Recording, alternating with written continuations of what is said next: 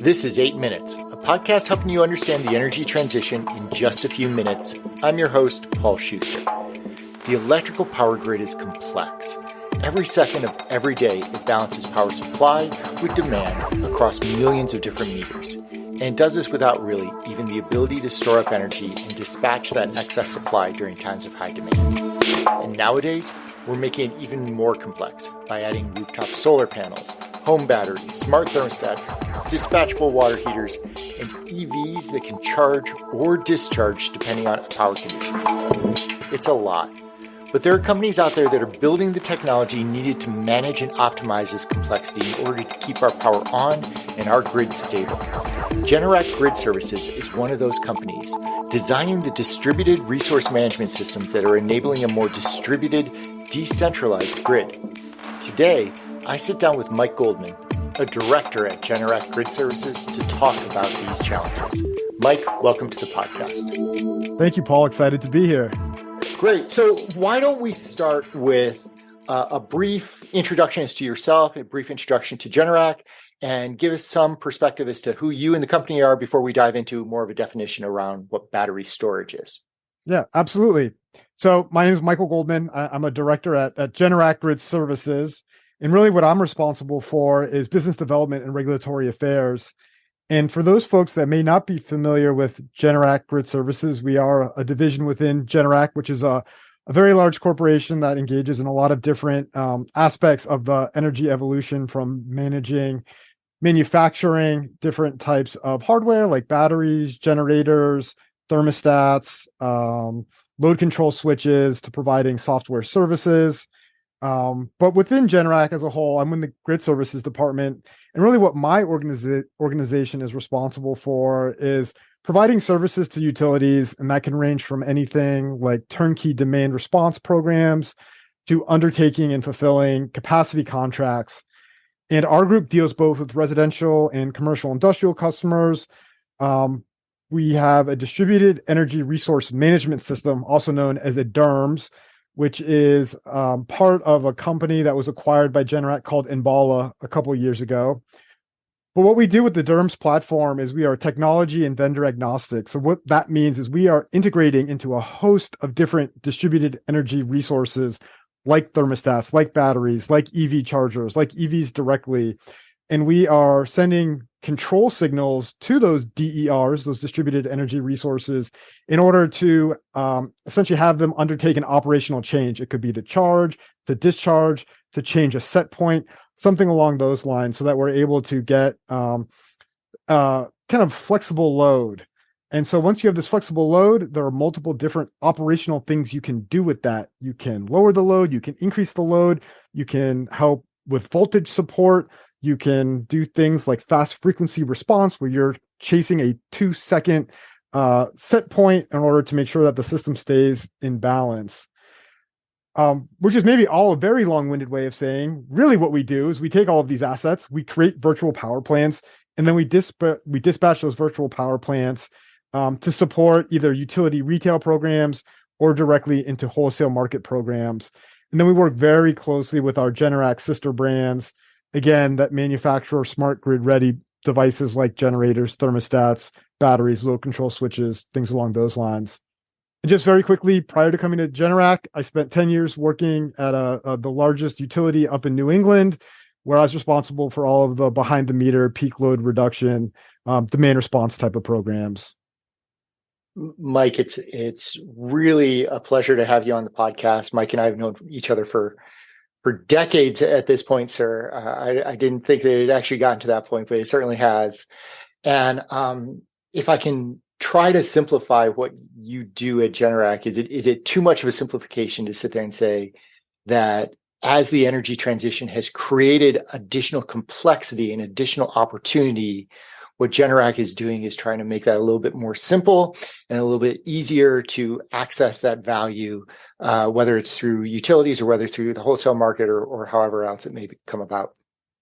Paul, I think that's a fair assessment. I guess I would just draw a distinction between the overall Generac, which is a very large organization, again, that partakes in multiple different aspects of this energy transition, and the Generac Grid Services, which I think is akin more to what you just described.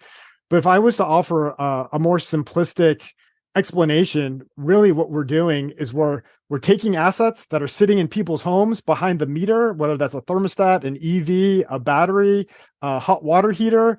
We're aggregating, each individual asset may be relatively small in terms of the amount of electricity it consumes, but when you aggregate, thousands, tens of thousands, hundreds of thousands of these, and you start getting into the megawatt range, like that's what we try to do. We try to aggregate these and then use those and provide services back to utilities or back to ISOs, the independent system operators. I think really at the end of the day, what's interesting about this and what we're trying to do is use an asset that may normally sit there either stationary or underutilized, and then put that to work to help support, essentially to help support the grid, and in turn create economic value for the customer, the owner of that asset. So Mike, let's take some of those distributed energy resources that you're talking about, and let's dive deeper into one category in particular, which is energy storage. And let's talk a little bit about how that market is changing and evolving, and some of the role that Generac and Generac Grid Services play in helping consumers recognize the value out of what looks and feels like a battery, but why do I need a battery at my house, or why do I need a battery at my business? So let's start with a basic definition. Energy storage, what is it, and how do consumers use that today? Well, I think there's a lot of different definitions of energy storage. I think in the most commonly used iteration is more of kind of the electrochemical, the lithium ion type definition, although I wouldn't sleep on thermal storage either as a way to really help actually reduce emissions and decarbonize. Thermal storage can have a big impact on heating and cooling. So let's talk about those in a little bit, right? Because lithium ion is typically like a battery that you would find in your iPhone or in your mobile phone, right? Something where the anode and cathode charge and recharge, changes over time through a chemical process, and frankly, that particular chemical makeup is changing over time as people are getting better about extracting more efficiency out of those batteries. But thermal storage, Mike, can you give me more of a perspective in terms of what that is? Sure. So thermal storage is really able to either absorb or release heat. And I think one good example is something like in refrigeration or cold storage, where you were able to insert thermal phase change material, like a form of thermal storage, into a space. And then as heat enters that space, the thermal storage will essentially absorb it in many respects.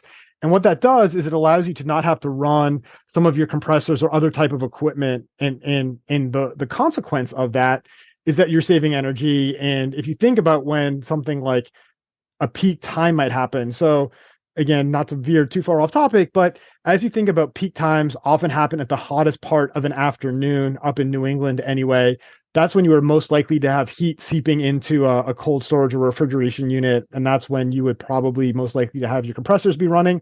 So using something like thermal storage essentially allows you to not to maintain the proper temperature set point without having to run your machinery, and then not having additional electrical demand during some of those peak time periods when we often have the least efficient power plants running. Right. And we'll get into some of that value stacking that comes with installing a storage unit. How is the storage industry looking at batteries and thermal storage? And are these separate types of companies that specialize in either? Are they all bundled together? Do they have different use cases? How would a consumer think about storage? So I think oftentimes, at least as of now, it's usually separate companies. And on the thermal storage front, at least in my experience, it's been predominantly for commercial industrial customers and really more niche applications. Now, that being said, I've interacted recently with a startup that is pairing heat pumps with embedded thermal storage, which I think is a really neat idea. And actually, when you think about pairing that with like a lithium ion battery, it actually makes a lot of sense, because what you end up doing is in an outage, you're able to blow a fan over stored thermal storage. and you don't have to run the compressor, which is kind of a big energy hog, if you will. And so you use less of the battery, and it really extends the ride-through capability in an outage. But I think, Paul, back to kind of the original part of the question, I think consumers are really thinking about batteries first and foremost as a resiliency option. What can I do if there's an outage? How do I provide backup power to my key applications within my home or my facility? I think there are additional value streams that folks are thinking about. There might be increased solar self-consumption, so using solar during the course of the day to charge your battery and then dispatching that battery at night when it's dark. So you're essentially still powering your home with solar when it's dark out. For those customers that might be on a time of use rate, you're able to use your battery to essentially arbitrage the time of use. So you would charge your battery when prices are low and then discharge your battery when prices are high. So you're not getting exposed to that higher pricing. And then there are a host of utility retail and wholesale market programs where we're just starting to, I think, see the emergence of smaller battery units at the residential scale, starting to participate in some of those. I think more so on the retail side, and then maybe a topic for further discussion later. But on the wholesale side, with FERC Order 22, with implementation starting in the not too distant future, that's probably another opportunity for smaller batteries to derive a revenue stream. Yeah. So we will definitely talk about FERC Order 2222. There's no way you can have a conversation around battery storage without bringing that up in some form or fashion. But let's stay on the residential side for the time being, okay? And for the most part, I'm going to make the assumption that storage and energy storage on the residential side are more of those lithium-ion batteries that we talked about originally.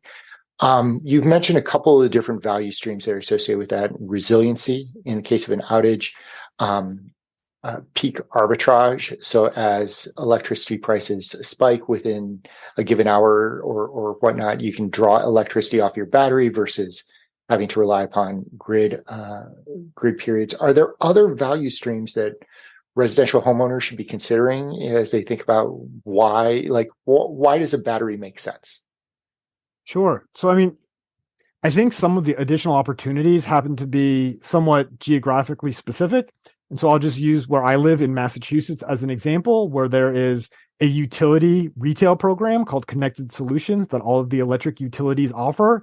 And basically what that allows a customer to do is enroll that battery essentially in a demand response type of program where the utility will dispatch it during the summer months in order to try to bring down that peak summer hour, if you will, which has a lot of value to the utility, and thus they are able to provide some of that value back to the customer.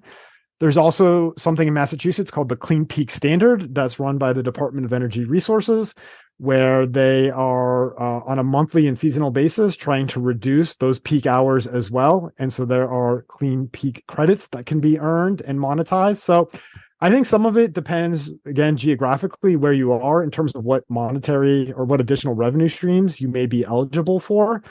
But I think that at the end of the day, for a consumer-facing perspective, it's really having that battery for the peace of mind, knowing that in the case of an outage, that there is going to be backup power available, but at the same time, understanding that in most instances, the grid is very reliable. And so you are unlikely to be using that battery most of the time.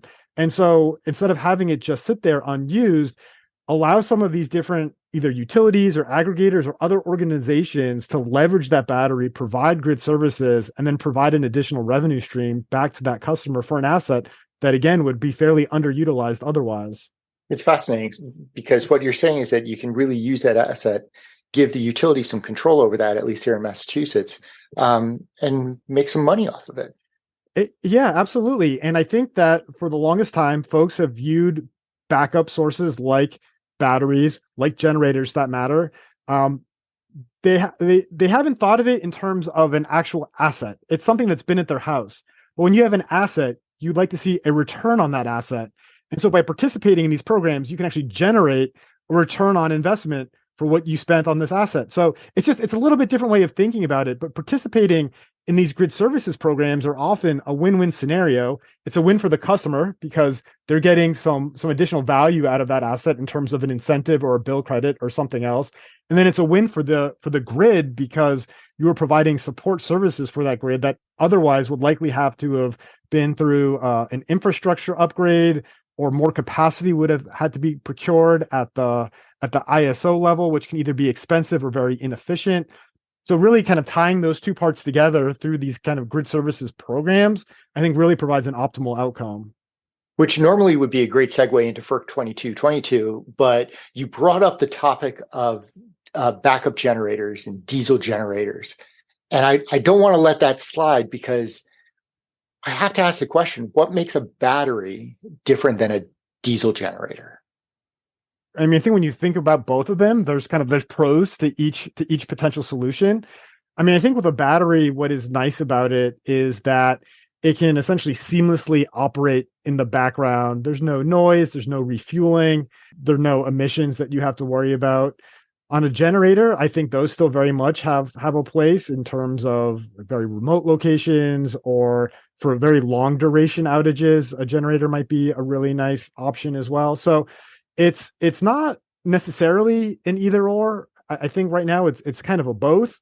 Yeah, fair enough. And I'll add to that in the fact that just a couple episodes ago, I talked a little bit about microgrids and what made a microgrid different than a backup generator, and this aspect of being 24/7 on, being able to access it from a utility side to the point where they can operate the battery to relieve different grid issues and times. There are different value levers for both a lithium-ion battery as well as for a diesel generator. But I wanted to ask that question. What I want to do next, though, I want to circle back on this interconnectivity between the battery and the grid, and the support that the battery provides to the grid, and dive back into this FERC 2222 that we've alluded to a couple times. All right, that rule was passed through in September of 2020, and really opens up an opportunity for these distributed assets, of which batteries are part of these distributed assets, solar,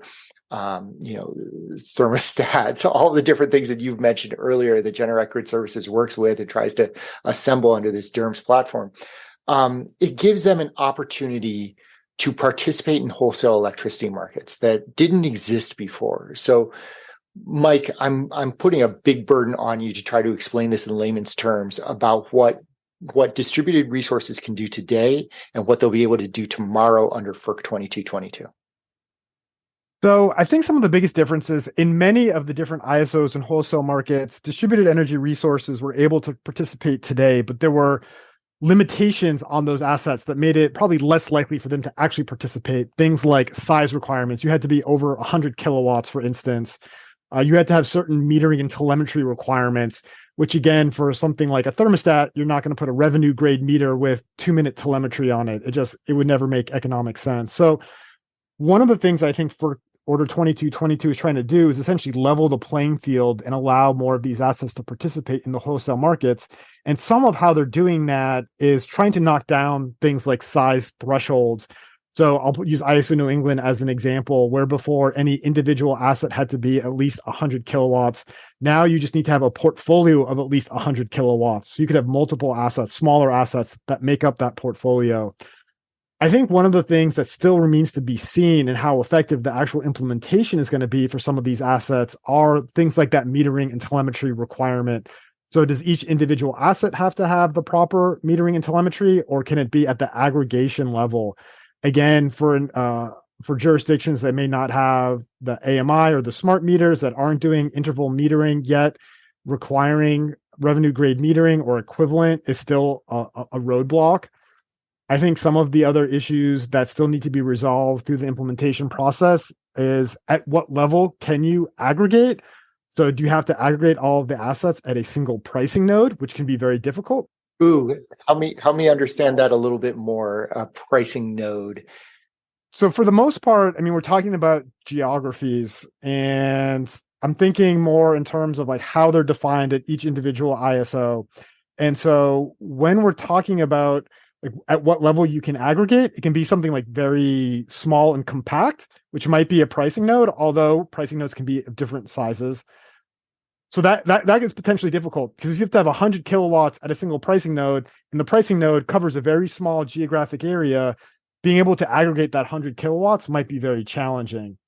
Whereas you may have other instances where they have a very wide geographic area in that you're able to aggregate against, and then meeting that something like 100 kilowatt threshold is not going to be an obstacle. And so, I think, Paul, as we think about the opportunities and challenges associated with Order 2222, so much of it is going to come down to the actual implementation of it, what the individual rules for each of the different ISOs are going to be.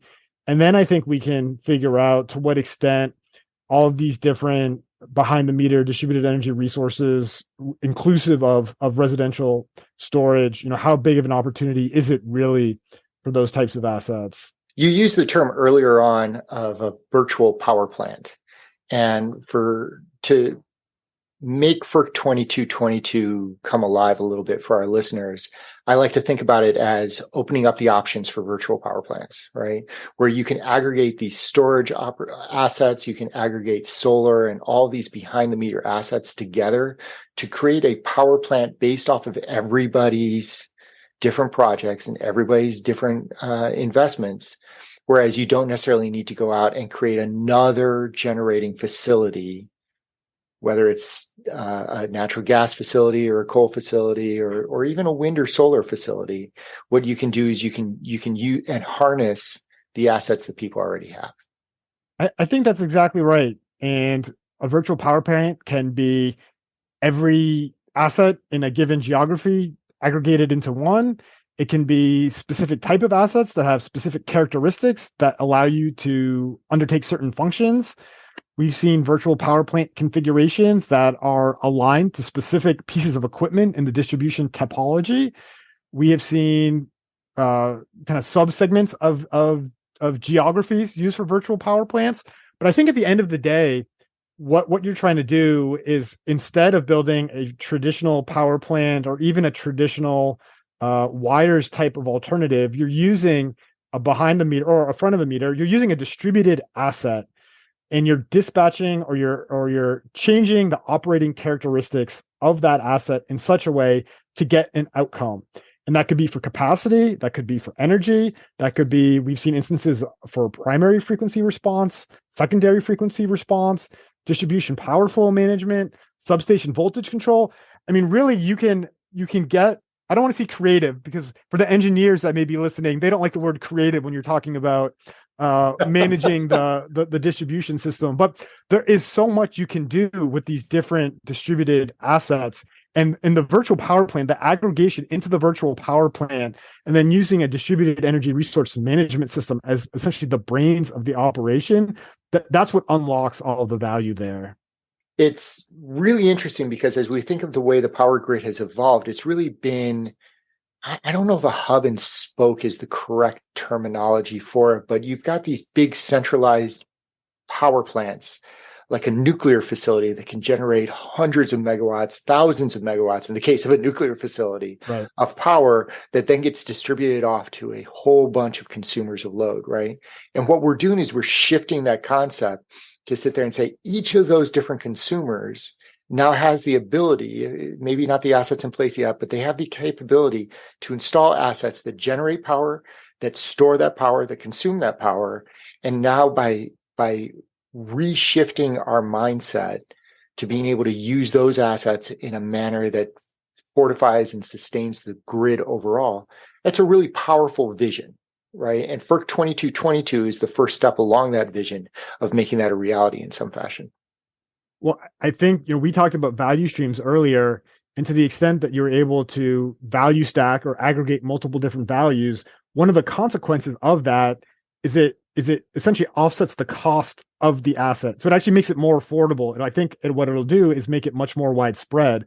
And then it essentially creates a virtuous circle where you're able to derive more value from it. And then you continue to drive prices down, and more people are able to to afford those assets. We also have some kind of regulatory trends like tax credits coming out of the Inflation Reduction Act, which are going to help put downward pressure from a consumer-facing perspective on some of these, electric vehicles. Let's talk about that for a little bit then, because certainly the last couple of years have seen an incredible inflection point in terms of the amount of commitment that the federal government is putting towards the clean energy revolution. And part of that is coming through the Inflation Reduction Act, the IRA, that has allocated certain incentives for behind the meter storage. Can you touched upon it a little bit? Can you elaborate a little bit more about why that may be an accelerator for this market? Well, certainly one of the things that's a little bit different is from a storage perspective is that the Inflation Reduction Act had tax credits for standalone storage. Whereas before you were able to get some tax credit if you paired your storage with solar, and then a certain amount of the storage was charged from solar. Those requirements are changed a little bit in the Inflation Reduction Act, where it's essentially a 30% tax credit for standalone storage with no necessarily requirement to pair it with solar. So what that does, a couple things, actually gives you more flexibility in terms of how you charge and discharge your battery, because it doesn't have that same requirements with solar. But where I think that's going to have the biggest impact is actually on front of the meter storage that would not have been paired with solar. I'm thinking about storage that's at a substation or these very large, in the dozens of megawatts or hundreds of megawatts storage projects that will now be eligible for the tax incentive. So that's I think a big change there. The other thing we haven't touched upon too much, we've really been talking about stationary storage. Now, to the extent that there's additional tax credits for electric vehicles, which we can maybe call mobile storage, a lot of what we're doing from a stationary storage perspective may be applicable to electric vehicles. And the proliferation of electric vehicles, I'm not a perfect forecaster, but may far exceed what's going to happen from a stationary storage perspective. And the idea of having a very large battery sitting in your driveway, in everyone's driveway, and what you might be able to do with that from a grid services perspective is something that's very tantalizing. It's like you read my mind, Mike, because that's where I wanted to go to next. Ford, when they released the Ford F-150 Lightning, their electric pickup truck, proudly touted that they could keep it home charged for 3 days during an outage by plugging the truck into the meter. It's a really interesting use case. What you're laying out here is a separate use case to say, may we be able to use these mobile batteries in a way not just to support the house, but to support the grid overall. Help me understand that. Help me unpack that a little bit more. Sure. I mean, I think there's multiple parts to that. So there's one is backing up your house. That's maybe called vehicle to home or vehicle to facility. So using the car or the truck or what have you to back up the home. But that in and of itself has value to the grid, because if you have, so we're not seeing grid size batteries that are backing up circuits and feeders. And if you have an outage, if you are using your vehicle to back up your house, that's one less house that the large front of the meter battery has to then back up, which means that you're extending the ride through capability of that front of the meter. But putting that aside for a second, that's more in like an outage scenario. In a blue sky scenario, when there's no outages, being able to use that vehicle it's not just discharging to the grid. If there are light load conditions and there's a lot of excess solar output, maybe we want to be able to have very specific times we want to charge those batteries, again, either stationary or mobile, so that we don't have backfeed problems going, like you had said earlier with the hub and spoke. Electricity is normally flowed unidirectional. The grid can sometimes face issues if it's flowing in the opposite way than what it has been expected. So having batteries that can soak up some of that excess solar reduces things like renewable curtailment, which is a good thing. So let me talk a little bit about that, because you bring up there around curtailment. That's those time periods when there's so much solar being generated to the point where there's not enough demand out there to be able to consume all that. So what you end up doing is you end up turning off solar panels out there, or you end up turning off wind farms in the middle of a windy nighttime period in the middle of Minnesota or something. What you're saying is that with those mobile storage, even with a standalone storage, you can help absorb some of that and get more value out of the solar that we already have in place today. I think that's right. So being able, I mean, at the end of the day, what it comes down to is having flexibility. And when I think about flexibility, it's the ability to have all of these different asset types. And I know today we're focused on storage, and storage is actually probably the best example because it may be amongst the most flexible of assets. But once you're able to have this flexibility and be able to either absorb power, to discharge power, to change a set point in a home, so you can think of a home almost as thermal storage in many ways as well, because it can absorb heat and then you can let it ride through until there's a different set point, like after a peak period. And so this idea of flexibility and being able to manipulate the load shapes in someone's house to meet what's happening on the grid, like that's really where we start putting all these different pieces together and have one of, I think, the most consequential impacts from a grid facing perspective. We've talked about behind the meter storage. We've talked about the difference between thermal and ion batteries, the lithium ion batteries. We've talked a little bit about the value stack that's associated with that. We've talked about the difference between standalone batteries and mobile batteries. Mike, let's step back 20 feet or so, and let's talk about what the future holds, right? Because as we look forward, the impact of the IRA, the impact of FERC 2222, the growth of the storage market in itself, the complexity that the grid is going through in terms of trying to integrate all these distributed, decentralized assets in a way that continues to stabilize and secure the grid for all of us. Where do you see the future going for this type of market? And what are some of the different, rules and policies that need to be put in place in order to make certain that that transition occurs in a way that keeps us all stable and secure with our electricity supply? There's no doubt in my mind you're going to see the proliferation of these assets. There's so many regulatory and commercial trends that are pointing that direction. Everything from increased tax incentives for these prices being driven down, individual state level sustainability type and decarbonization goals. So I think you're going to see a lot more of this, a lot more of these assets coming online. Now, I think the question becomes, what do we do about that, and how do we handle it? And we're also seeing a trend towards electrification, right? We're seeing building thermal electrification through heat pumps. We're seeing transportation electrification with more electric vehicles. So really, that means there's more electric demand, more electric load coming online in this future scenario. And so how we deal with that new load is going to be absolutely critical. Is that new load going to drive us to build new power plants to handle that new kind of load on the margin? Is it going to cause us to build new transmission and distribution lines to handle the increased demand?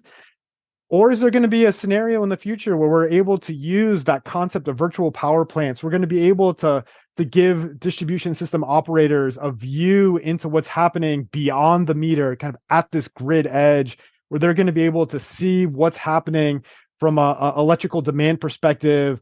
And then you have essentially an extra tool in their toolbox where they can control some of those loads kind of within the permissions that a customer would give them, so that we don't need those new power plants and we don't necessarily need to build all of that new transmission and distribution infrastructure.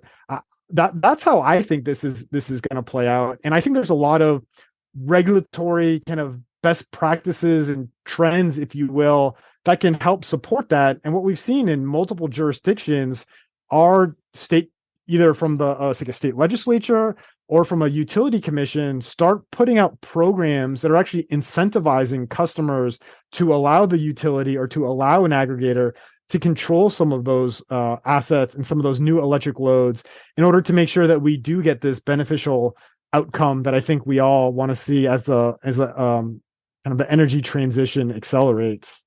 If nothing else, it definitely emphasizes how complex our power grid is becoming. It was tough enough just in the past when we were trying to balance instantaneous demand and supply with a host of generating facilities and a distributed network of load. today we're not only a distributed network of load, but we're starting to become a distributed network of generation as well. And trying to manage that complexity, what I'm hearing from you is that perhaps the investment isn't necessarily going to go into bigger, scalable, larger assets the way that it has in the past. That investment's going to go into the technology and the digital capabilities to be able to manage these distributed assets in a much more optimized manner. I think that's right, Paul. And one thing we didn't talk about in the context of our FERC Order 2222 discussion is this potential, I hate to use the word conflict, but all of these small assets, if you're a very large asset, you have to go through an ISO interconnection process. The ISO knows exactly where the asset is. A little bit different when you have all of these much smaller distributed assets that are now participating in a wholesale market program. So you may have a wholesale market call. They want the assets to do something, but at the same time, you may have a distribution issue, and you wouldn't want those assets to be doing whatever the wholesale market signal wants them to do. And so now you have a scenario where essentially kind of the transmission and capacity market is a little bit at odds at the distribution system operator. And so one of the things that's embedded in FERC Order 2222, and we're talking about complexity here, is to allow the distribution system operator to essentially have a way to override a wholesale market signal if it's going to potentially threaten the safety and reliability of the distribution system. And so that's where, we're talking about complexity and all these different interactions. Traditionally, this hasn't been a problem because what's the ISO at the ISO level, they're controlling these multi-hundred, maybe 1,000-megawatt plants. They know exactly operationally everything that's going on. They're not worried about the downstream impact on the distribution system. But now we have kind of this potential interaction and intersection here. And so one of the things that was in Order 2222, again, is this ability to override essentially behind the meter distribution level assets if it's going to cause concerns or issues with the safety and reliability of the system. So again, for an organization like ours that actually produces a distributed energy resource management system, that's actually a use case we see where a DERMS would be very helpful, because that actually gives the distribution system operator insight and control over some of these behind the meter assets. And so if these behind the meter assets were operating in such a way to fulfill a wholesale market obligation, they would have an ability to essentially override that and tell those assets to stop doing whatever they were doing. So there's no distribution level issues. So I think your point is spot on in terms of the increasing complexity. Yeah. So you've got utilities, you've got wholesale markets, you've got distribution networks, you've got the individual asset owners, and probably 100 different assets underneath each owner as well for a little bit. And aggregators. Aggregators are the other big players. What I was going to ask was, where is it that Generac Grid Services plays? Where do these DERMS systems that you've mentioned a couple times, where do those fit in? And give us a little bit more perspective about how you guys contribute to the value that's being created out there in this new environment. Sure. So I think Generac's in a little bit of a unique scenario because we play multiple different roles within this whole energy ecosystem. We are the manufacturer of certain asset types like batteries, like thermostats, and as of late, level 2 EV chargers as well. I didn't realize that. Yes, that came out a couple of weeks ago. Load control switches, generators, etc. Then we also have a software component of it, which is the DERMS platform. And where I think the DERMS platform is helpful is it's what makes all of this scalable. You can't necessarily, once you start talking about 20 different asset types and each asset might have 5 different types of manufacturers. So there might be, and that's just a simplistic version, there might be 5 water heater manufacturers, 5 battery manufacturers, 5 thermostat manufacturers. Like, you can see how it starts like getting very exponentially bigger if you're trying to control each kind of asset type and each manufacturer kind of in a silo. What a DERMS platform allows you to do is get that scalability by having a single point of control. We like to call it a single pane of glass. You've got one user interface. We've got all of the integrations. You're able to see every asset type grouped into their virtual power plants. You've got one button to push where you can dispatch everything. It's what allows us to achieve kind of the size and scale necessary to have a material impact. If you think for a moment that, as a rule of thumb, depending what climate zone you're in, reducing a thermostat during an air conditioning type of demand response event is essentially 1 kilowatt. I think about ISO New England, where the whole system is maybe 25,000 megawatts or 25 gigawatts. Like that's a lot of thermostats you have to aggregate to start making an impact at that 25 gigawatt level.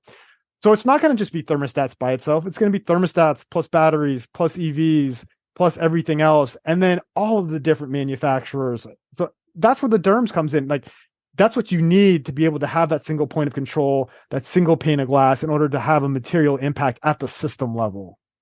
I'm almost scared to ask, but how many megawatts or kilowatts does a typical DERM system handle? It's totally variable. So it from our perspective, it depends on the wholesale market. It depends on the individual utility deployment. It can be a couple of megawatts. It can be hundreds of megawatts. It can be thousands of megawatts. But the system itself is designed to be imminently scalable. And so I don't think there's necessarily a limit as to what you could put on it. The only limitation is really how many assets there are in the ground and how many assets you can pull into a program.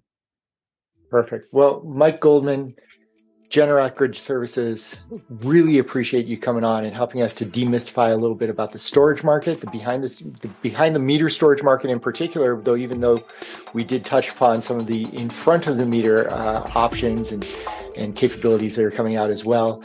Thank you for helping us understand FERC Order 2222. Thank you for helping us dig deeper into DERMS and some of the virtual power plant capabilities that is unlocking for us as well. Mike Goldman, thank you for joining us on 8 Minutes today. Paul, thank you so much for having me.